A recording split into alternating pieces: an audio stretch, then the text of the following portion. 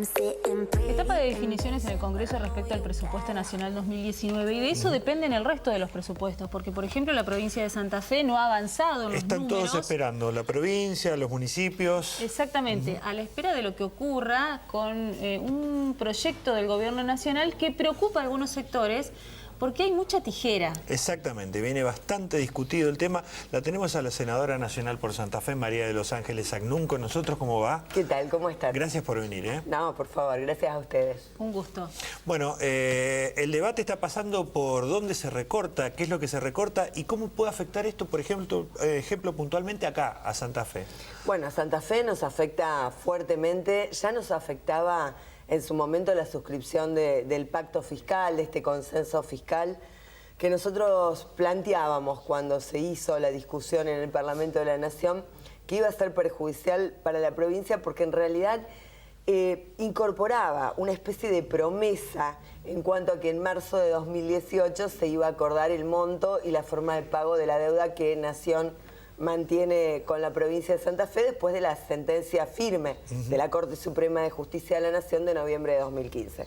La verdad es que es un presupuesto de ajuste, pero es un presupuesto que incorpora subrepticiamente el acuerdo con el Fondo Monetario Internacional. El primer acuerdo fallido, que debió rearmarse, rehacerse, primero suscrito por Sturzenegger, y luego el último acuerdo que se había llevado adelante, que se ha llevado adelante de también el saliente presidente del Banco Central de la República Argentina, Caputo. Entonces, frente a esto, lo que nosotros decimos es, debió haber pasado por el Congreso de la Nación el acuerdo con el Fondo Monetario Internacional, tal como lo dispone la Constitución de la Nación Argentina. Es al Parlamento de la Nación, al Congreso de la Nación, al que le corresponde discutir la deuda externa de la República. Esto por un lado, y es una contradicción de primer orden, porque imagínense que en este presupuesto hay 600.000 millones de pesos destinados al pago de intereses de la deuda. Es la partida de erogaciones más importante que tiene el presupuesto nacional. Con lo cual, obvio que a Santa Fe le genera una repercusión directa.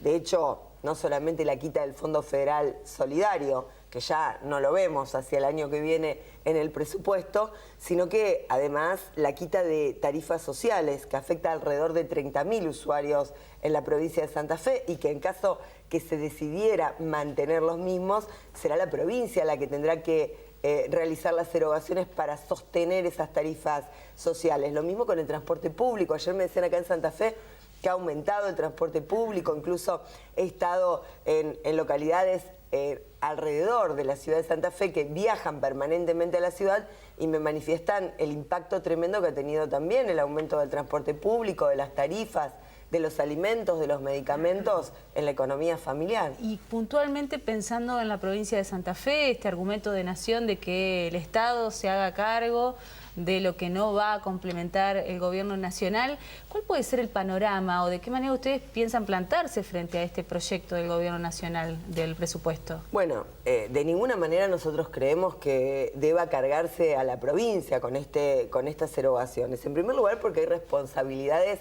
que no puede delegar en las provincias el gobierno nacional. Estamos hablando de la responsabilidad en materia de salud pública, de educación pública. La verdad que el recorte es en todos los ámbitos. Estamos hablando de ciencia y tecnología, del área de discapacidad, donde realmente es devastador lo que está ocurriendo, la interrupción de tratamientos médicos de enfermedades crónicas, pero también hay un recorte muy fuerte en la infancia, en todas las políticas públicas que se llevan adelante en materia de niñas. Bueno, nuestro planteo es que realmente hay que cobrar, en todo caso, hay que cobrar impuestos a quienes tienen en este momento todavía sus bienes en el exterior, que no los han repatriado a la República Argentina. Esos bienes, esos fondos que todavía siguen estando en el exterior, debieran tributar para que no sean fondos ociosos, que en definitiva que convenga traerlos a la República Argentina e invertir. Pero para eso, obviamente, hace falta un modelo económico que, digamos, seduzca al capital productivo, no al capital financiero, que es el que realmente ha entrado a la República Argentina en esta suerte de timba que se ha inaugurado desde el proceso de endeudamiento externo hasta pasando por esta bola de nieve que se generó con Levac, Lequic, etcétera, en la República Argentina. Esta situación de recorte, digo, ¿también pone en emergencia lo que es el empleo público nacional? Bueno, el sector público es uno de los sectores más afectados. Yo recuerdo cuando se suscribió el pacto fiscal, los compañeros de FESTRAM, concretamente Claudio Leoni, hacían un planteo en cuanto a cómo iba a desfinanciar y cómo iba a impactar en municipios y comunas y, por supuesto, en el sector público de la provincia. Bueno, hoy lo estamos viendo. En realidad, yo entiendo que esta flexibilización, esta reducción en el sector público de las provincias, del Estado, también nacional, es un espejo hacia el sector privado. De alguna manera es una autorización que da el Estado para generar despidos. Y a mí lo que me preocupa fuertemente como presidenta de la Comisión de Industria y Comercio del Senado de la Nación es el entramado productivo. Nuestra provincia tiene 221 empresas en proceso preventivo de crisis, lo cual implica que están en un camino de mucha precariedad para poder sostenerse. Sí, es mucho más que el año pasado, ¿no? Es mucho más que el año pasado, el impacto es muy fuerte. Yo dialogo permanentemente con empresarios, con industriales, con pequeños y medianos comerciantes, y la verdad es que en muchos casos no llegan a juntar los recursos para pagar las quincenas. Y estamos hablando de industriales, de empresarios, de comerciantes que han apostado al país. Y además que pueden tener alguna espalda un poco más fuerte que el resto, digamos. Bueno. Si a ellos les está yendo mal, imaginar lo que puede ocurrir con las pymes, por ejemplo. Y pensaba, digamos, en que tampoco pueden recurrir al financiamiento, porque las tasas están realmente elevadas, ¿no? Cambiar un cheque para una pyme hoy es prácticamente imposible. Se ha roto la cadena de pago.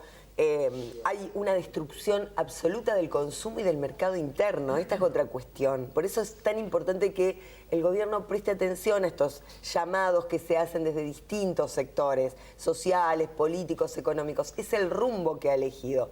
La verdad es que uno advierte que la pequeña y la mediana industria, que es la que genera un consumo, por un lado, se vende al 70-80% del consumo interno, pero por otro lado genera el 70% del empleo en la República Argentina. Ahí en esta pregunta que vos hacés con respecto a cómo está el empleo, la verdad que tanto el sector público como el sector privado están en una situación de endeblez. Y mientras tanto nos hacen ir tomando todos los días una pildorita que nosotros creemos que es inocua, pero que nos permite de alguna manera aceptar que esto avance. Entonces te dicen, la verdad que el Estado es ineficiente, otra vez los mismos paradigmas de la década del 90. El Estado es ineficiente, hay que reducir el Estado. La verdad que nosotros creemos que la salida de la República Argentina es ampliar la capacidad productiva. Hoy tenemos más de un 40% de capacidad ociosa en la industria nacional. Hay que poner en marcha ese aparato productivo para ampliar justamente la torta, para que aumenten las recaudaciones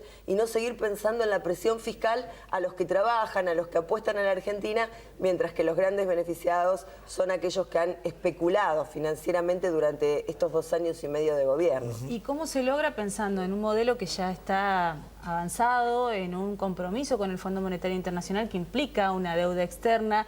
¿De qué manera se puede hacer un seguimiento para que esto en algún momento tenga algún límite, al menos? Bueno, hay un mecanismo, es muy buena pregunta, hay un mecanismo que es la bicameral de seguimiento de la deuda externa, de la cual estoy formando parte, se ha constituido, de hecho estamos recibiendo información, la reclamamos oportunamente porque no la recibíamos, ya la hemos recibido, obviamente que esto es confidencial, es información que debe manejarse con mucho recaudo, porque estamos hablando de la deuda externa que ha contraído la República Argentina, pero me parece que la bicameral, hacer funcionar la institucionalidad, por eso yo planteo esta cuestión del Parlamento de la Nación, el Congreso de la Nación, controlando cualquier acuerdo que se haga en materia de deuda externa, tal como lo establece la Constitución. Pero por otro lado, la Comisión Bicameral de Seguimiento y Gestión de la Deuda Externa de la República Argentina va a seguir trabajando como lo venimos haciendo, exigiendo los recaudos lógicos que se exigen a la hora de tomar semejante endeudamiento, que la verdad, hay que decirlo, este gobierno recibió un país desendeudado, se había reestructurado el 93-94% de la deuda que se mantenía y por otro lado, la verdad, el Producto Bruto, la afectación del Producto Bruto en relación a la deuda externa era de alrededor del 37%. Hoy estamos superando el 100%, con lo cual esto demuestra que la capacidad de repago de la República Argentina se va a dar en la medida que se recorte, volviendo a la primera pregunta, el presupuesto nacional. No es como dijo un dirigente de Cambiemos en los últimos días, que la inflación es parte de lo que dejó el kirchnerismo también. Bueno, a ver, hay ciertas cuestiones que también hay que reconocerlas. La verdad es que nosotros teníamos un problema con la inflación, pero era una inflación que devenía por otro tipo de características, con cuestiones estructurales de la República Argentina, que quizás son más profundas, tienen que ver con los formadores de precios, con una cultura inflacionaria que tenemos los argentinos y las argentinas por nuestra historia, obviamente. Pero la verdad es que teníamos un problema inflacionario, pero había una decisión política, que era la de sostener las paritarias libres y que el salario fuera aumentando exactamente de manera tal de ir componiendo siempre el poder adquisitivo de los salarios, el poder adquisitivo de las jubilaciones, el poder adquisitivo de las asignaciones, de todos los beneficios de la seguridad social, porque era justamente aquel sector que consumía y que mantenía dinámico el mercado interno. Hoy tenemos una combinación explosiva. Tenemos inflación por un lado y recesión económica por el otro. La verdad que frente a esto no podemos achacar al anterior gobierno esta situación, sino que evidentemente las medidas que se tomaron a partir del 10 de diciembre de 2015 fueron erradas para el conjunto del pueblo argentino. No así para los grandes ganadores del modelo. Las energéticas, por ejemplo, a quienes se pretendió la semana pasada compensar con 10.000 millones de pesos y que en definitiva no la van a pagar los usuarios, pero la paga el Estado, o sea que la pagamos todos. Es una decisión que ratifica el rumbo de un gobierno que ha decidido gobernar para sus amigos, para sus socios. Bueno, quedará pendiente en todo caso charlar la próxima vez que venga, porque la vamos a comprometer en que venga. ¿Qué se espera para el 2019, ¿no? Que es un año electoral, es un año donde evidentemente va a haber que barajar de nuevo y donde la oposición va a tener un rol fundamental a la hora de que la gente elija en las urnas. Con mucho gusto. Gracias. Gracias a ustedes. Bueno, ¿vamos a hacer una pausa? Dale, última pausa, creo. Con Luis Miguel nos vamos.